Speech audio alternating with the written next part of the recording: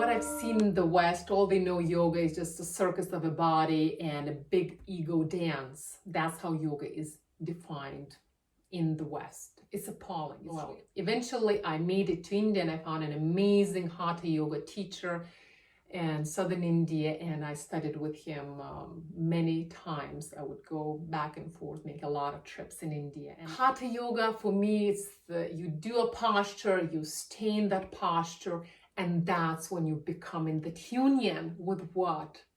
With your body, mind, and breath. In Hatha yoga, you do an asana and you stay in it for a prolonged period of time, analyzing, exploring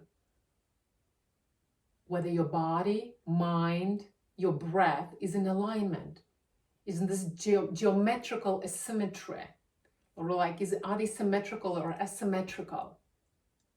Is your body doing one thing, your mind is somewhere else, breath is dancing its own dance?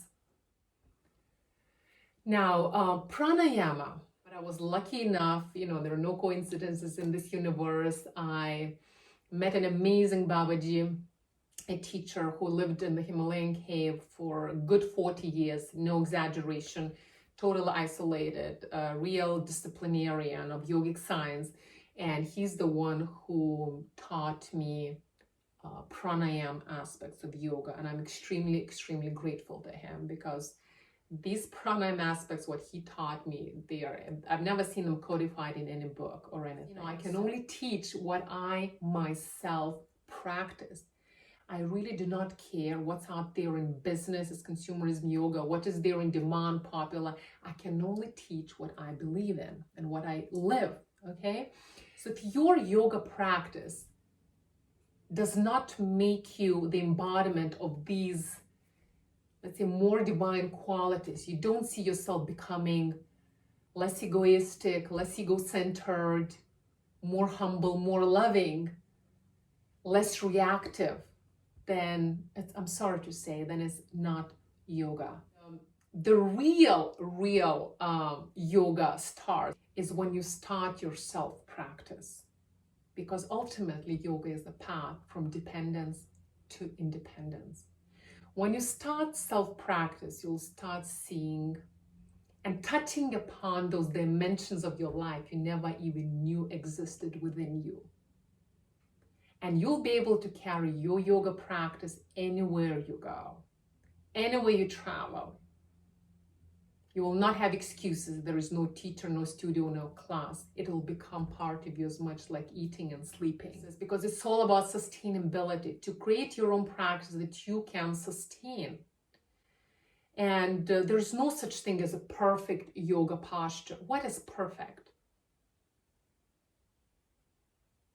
Perfect is when you're doing this asana, shtiram sukham asana, as I said, steady for a prolonged period of time, and watching how tranquil, how peaceful you are, how your breath is. This is a perfect yoga posture. I know otherwise nobody can measure. Doing splits or headstands or shoulder stands means nothing. That's not yoga. That's a posture probably, because posture does not really require your mind and breath alignment. So asana in that respect is different from posture. Now, if it's just for you all about the body, then definitely you're in the wrong place.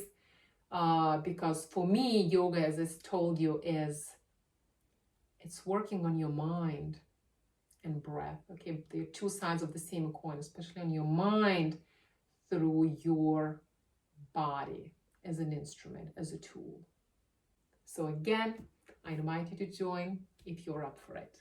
Welcome to Lina-World. There are so many different styles of meditation, transcendental meditation, different kinds of guided meditation, vipassana meditation, a lot to choose from. Well, eventually, all roads lead to Rome. Well, or in other words, all rivers flow into the same ocean. Since I'm a big believer in the experiential truth, I needed to go and explore deeper dimensions of my higher self. So this whole quest has led me to, explore different philosophies of life, religions, from tried different types of meditation, from in Vipassana quite a few times, then Panditarama style in Lumbini, Nepal, lived in Tibetan monasteries, explored forest meditation in Myanmar, as well as Mahasi Sayadaw style of meditation. So I've tried many different styles. And I was never into New Age. I was never after a new experience. Never after this feel-good meditation. Of course, these are nice bonuses, nice side effects, as they call them. But for me, it was always about diving deeper to find out, is there more to life than my two eyes can meet? And my journey continues. It's like, you know, the onion, you keep peeling one layer after the other. And each layer you unpeel, the journey gets more and more fascinating. These different dimensions keep opening within you. So only through embodying that light, finding that light within us, that we truly are our primordial selves, and sharing that light with others, can we actually see a real change in this world. Because as I said, there are many different techniques. In the beginning, it's just a verb until eventually it's actually a noun. You are the meditation. You are meditation. Even these words eventually dissolve. There is no you, there is no meditation. It's just the are, or if I say I am, it's just the am finally is left, the amness. Welcome to Lina-World.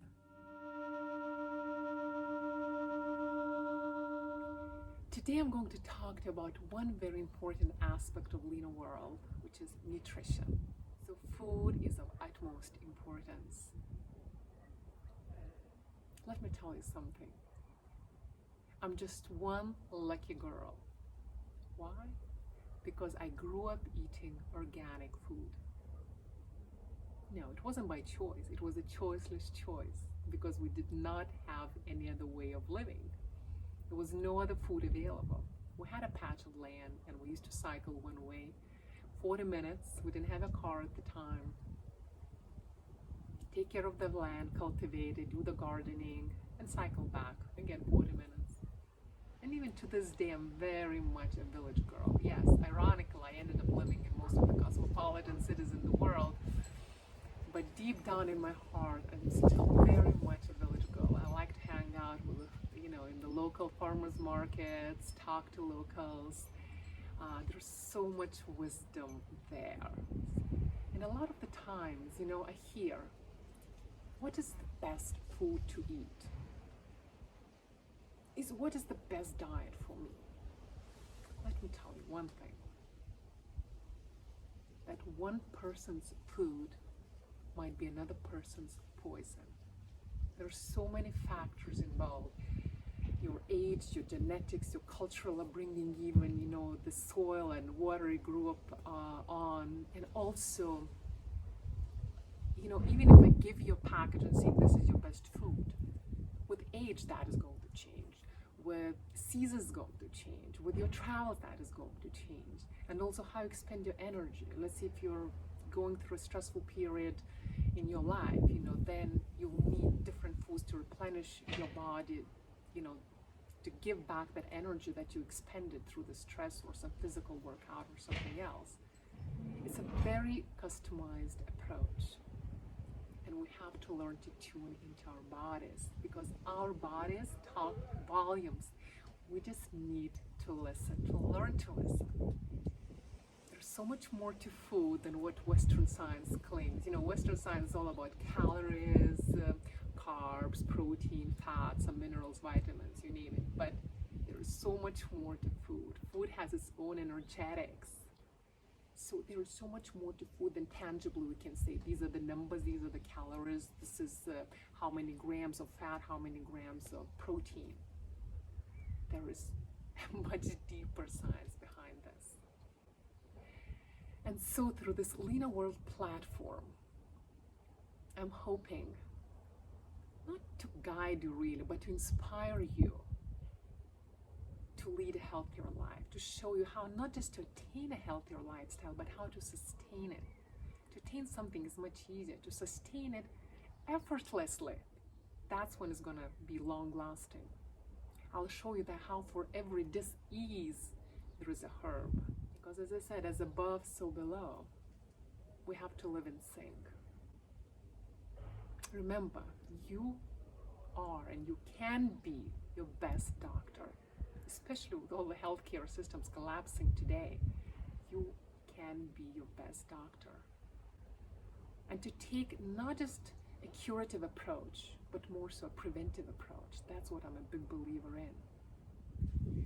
So I will take you to our little patch of land here. I'll show you how things grow. I'll also take you into my kitchen and share some simple recipes with you, simple way of cooking homemade food. Because I believe in simple cooking and I grew up eating homemade food. I don't believe in restaurant white tablecloth dining. Not for me, I'm sorry. If you really want to lead a healthy life, I'll tell you most of the time, you have to make time for cooking and learn to. Just simple, basic way of cooking.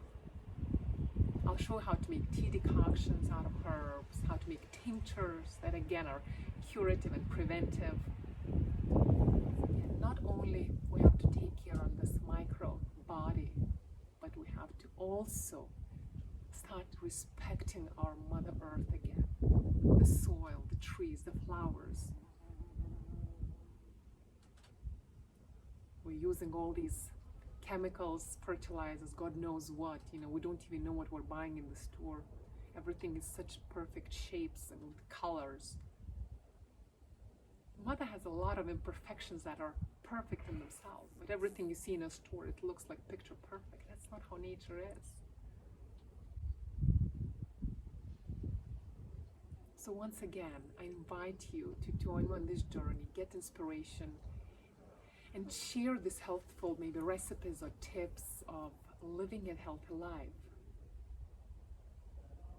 Because as I said, once again, this is our duty and responsibility to keep this body, this instrument healthy.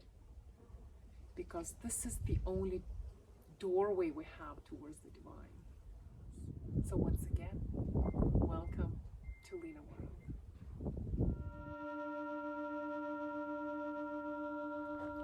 Welcome to Lina-World. So today I want to talk to you about one aspect of Lina-World, which is travels. All these journeys, travels I've made, they were not just to tick that I visited another country related, but most importantly, it was an internal journey through the exposure to external cultures and through these external travels. Some people don't need these external journeys to dive deep within. I needed those. Of course, the world has been put on a pause now due to the pandemic, on a good pause, on a very good pause to make us reflect and ponder, where are we headed with our lives?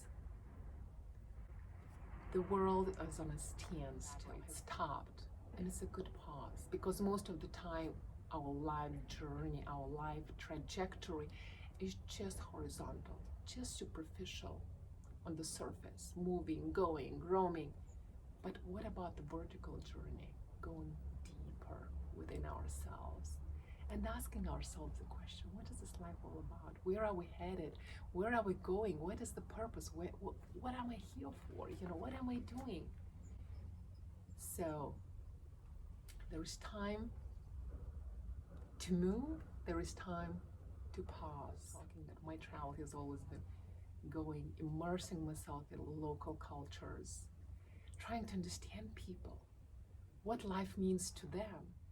So this whole travel became like a mirror to myself. So I'm going to take you on some of my journeys vicariously and show you how to travel respecting other cultures. Who said that the Western culture is the best culture? That the Western way is the best way? Like all these organizations and NGOs get established and trying to promote their own ways, that this is the way to live. But look what happened to all these credit card cultures. Are people happy? What is life? What are we here for? Is just to run after another number? There is much more to life than the Western cultures promote. So I invite you to join me during my travel. So even when you travel yourself, see what happens inside of you, how you've grown, how your limitations have expanded. Because as I said, I've traveled so much, and not even just traveled across these continents, even walked on foot, for example, through India, from the most southern point of India, in Kanyakumari, all the way to Kashmir, 7,000 kilometers for a year and a half, spend time in the upper and lower Himalayas, months, and they teach you a lot. We learn to expand our limitations, to deflate. I will learn to deflate my personhood. Only then some things can really happen inside of us. And I'm just a teeny tiny student of life, very humble to it. I'm not a teacher, as I said. I'm just sharing with you my little experiences of my own life, hoping that something will get triggered within you and inspire you to live a more conscious, more responsible life. Welcome to Lina-World.